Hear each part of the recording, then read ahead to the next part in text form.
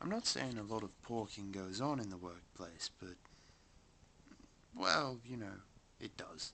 It really does. Um, I just discovered about 20 minutes ago that two co-workers of mine are in something of an intimate relationship. Um, Perhaps without them even realizing I noticed. And, it's really quite sort of surprising because I don't sort of, wouldn't peg myself as sort of the suave, sophisticated social expert of relationships and people dynamics and all that stuff where people are like, oh, I know so-and-so's in a blood feud with what's his name.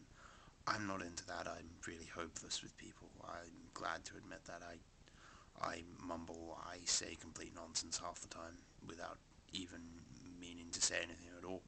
Um, but I did notice this sort of gesture between two people that was quite obvious. I felt was quite obvious. Obviously you can't jump the gun and say it's romantic or sexual or anything, but there's definitely moments where you think, aha, there's two people who obviously are perhaps potentially heading somewhere in some sort of romantic slash porking kind of relationship. Um, and obviously you've got to be discreet about these things. You can't go, just randomly throwing rumours out on the internet.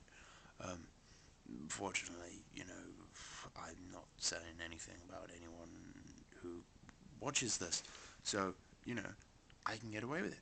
Ha ha ha ha ha ha ha ha ha. Aren't I very clever? Of course, it's probably going to bite me in the arse, but who cares? Because, you know, relationships are very complicated things. Um, it's not very easy always to kind of judge those situations, even when you are in a relationship.